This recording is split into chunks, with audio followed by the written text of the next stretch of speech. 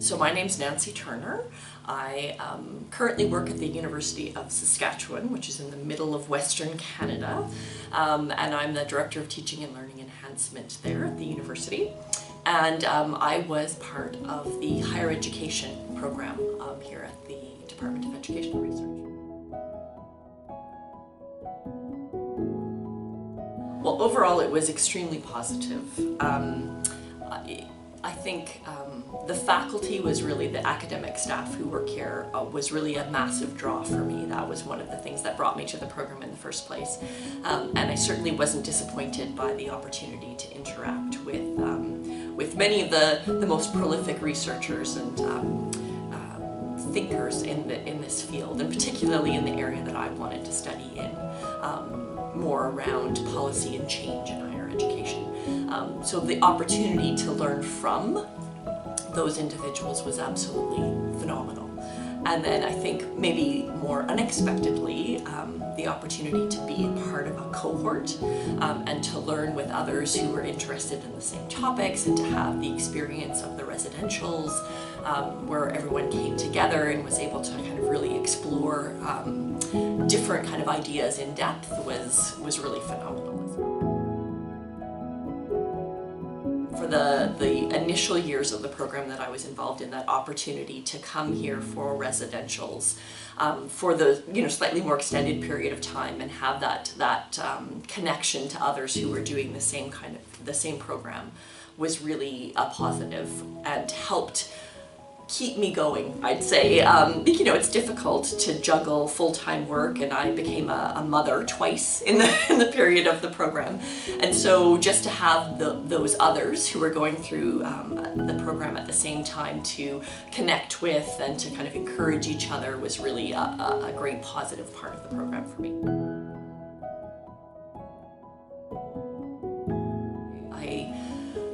Looked at a number of different PhD programs before selecting this one, and the structure of the first 2 years was most definitely a positive for me.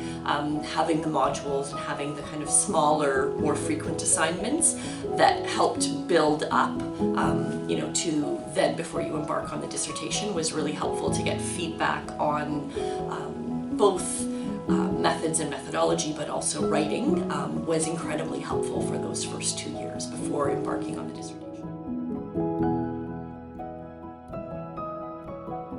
Well, I studied informal learning of academics in higher education, particularly focused on their learning about teaching and learning practice. I used social practice theory as kind of the theoretical frame. And so in that way, teaching and learning practice was, I conceived of it and explored it as a socially constructed entity rather than something that was owned by an individual. And I actually looked at departments and how departments collectively learned and changed teaching and learning practice over time.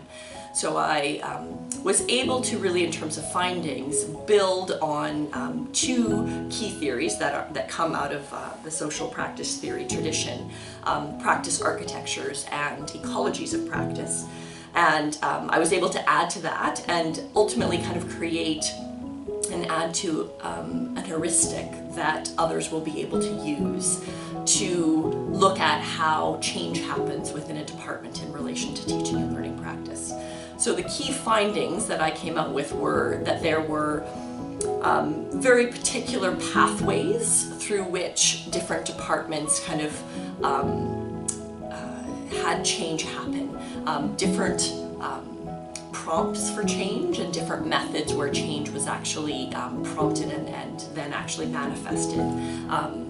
And again, it's something that I think with the framework that was ultimately developed, it's something that others could use to make sense of what is really a very complex process within a department, and it's a way to kind of organize and think about the different influences, but also how change happens within a department.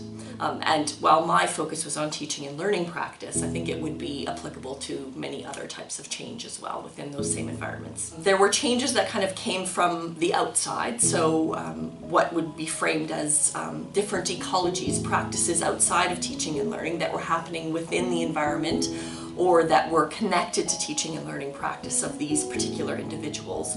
That was one significant influence, and particularly student learning practices had a massive influence on what faculty and academics did in the environments themselves. Individual experiences and change, and individuals could come in and have changes on the collective understanding and practice as well. And practice traditions was another one of the key things that I found, and where there were traditions of learning and teaching development that existed within a department, those also had significant kind of influence in terms of enabling the change over time.